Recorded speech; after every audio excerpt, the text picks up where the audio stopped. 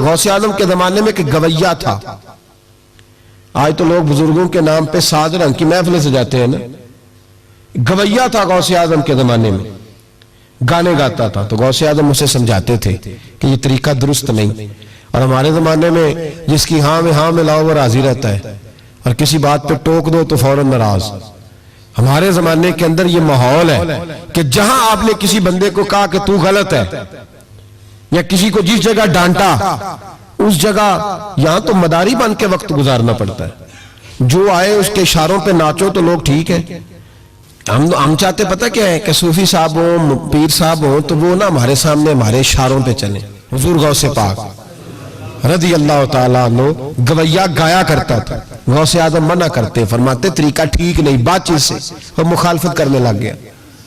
اور لوگ جب ان کے مفادات پہ ٹھوکر لگتی ہے تو وہ ذات پات پہ اتر آتے ہیں. وہ کہتا ہے جی دیکھو میرے پیچھے رش بڑا ہے, لوگ سنتے بڑے ہیں, تو عبد القادر تو معاذ اللہ جلتے ہیں مجھ سے. خیر بڑی مخالفت کی, باتیں ٹٹول کے لاتا, کھاتے کہاں سے ہیں, لنگر کہاں سے آتا ہے, یہ کیا ہے. حضور غوث اعظم ہنس دیا کرتے, فرماتے چل ٹھیک ہے موج کر. وقت گزرتا گیا, بوڑھا ہو گیا, لوگ اس کی آواز کے دیوانے تھے. گلے کی آواز بڑا سریلی تھی, وہ اب دھیمی پڑ گئی. وہ جو اسے سنتے تھے وہ کسی اور کو سننے لگے. گھر میں بھی جب تک پیسے آتے تھے تب تک تو گھر میں بھی بڑی قدر تھی. اب جب گھر میں کچھ نہ دیا تو بچوں نے بھی نکال دیا. حالت یہ ہوئی کہ قبرستان جا کے بیٹھ گیا. مکھیاں بھنکتی ہیں, پہننے کو کپڑا کوئی نہیں, کھانے کو روٹی کوئی نہیں. میرے شیخ میرے غوث اعظم اس گلی سے گزرے. جب غوث اعظم گزرے تو اس کی حالت دیکھی تو محبوب پاک کا وہ طریقہ یاد آ گیا.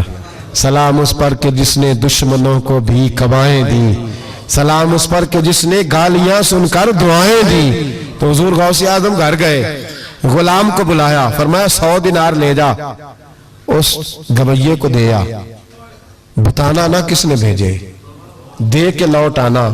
وہ کہتا میں گیا تو بڑی بری حالت, پھٹے ہوئے کپڑے, خستہ حالی. جا کر کے 100 دینار دیے. میں نے کہا لو. اس نے آنکھیں کھولی تو بڑھاپے سے بری حالت, بیماری, ذوف. کہنے لگا کس نے بھیجے؟ تو میں نے کہا مجھے پہنچانے کا حکم ہے, بتانے کا نہیں. تو کہتے اس کی آنکھوں میں آنسو آ گئے.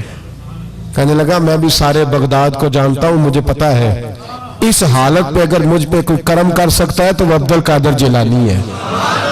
مجھے بھی پتا ہے, میں بھی جانتا ہوں اس حال میں گرے ہوئے کو تھامنا اگر کسی کا طریقہ ہے تو وہ غوث اعظم کا ہی ہے, وہی مجھ پہ کرم کر سکتے ہیں. کہتے میں خادم, کہتے میں دے کے آیا تو وہ میرے پیچھے پیچھے چلنے لگا.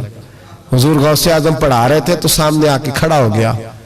نظر اٹھائی آپ نے, فرمایا میں کیا خدمت کر سکتا ہوں. چیخ ماری اس نے, رویا, قدموں میں گرا.